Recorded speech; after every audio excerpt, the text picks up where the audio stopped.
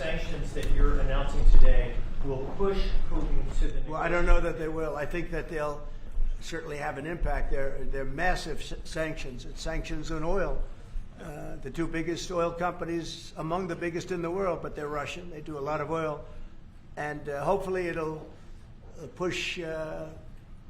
hopefully he'll become reasonable, and hopefully Zelenskyy will be reasonable too. You know, it takes two to tango, as they say, and we're going to find out. They hate each other. These two people hate each other. You know that better than anybody, and it makes it more difficult than it should be. This should be easier to do, but the level of hatred between Zelenskyy and Putin is very substantial. Could I add one thing? What the president is doing today with these sanctions is putting more pressure, of course, on both parties, in this case on Russia. It's all about changing the calculus, making sure that Putin understands that the president's vision this weekend of having a ceasefire, stop where they are, as you literally said, and that this has to be step one now.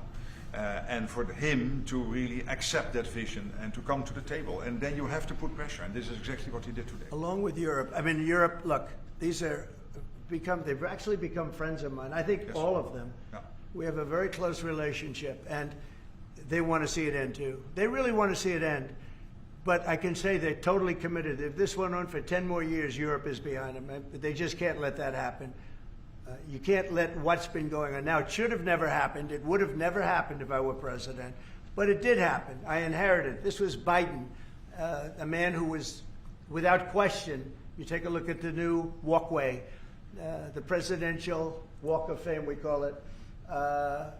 Biden is the worst president we've ever had, if he was even a president. The people that surrounded that desk made those decisions. But this should have never happened. It wouldn't have happened. But it did happen. I inherited it. We're going to get it ended, hopefully soon.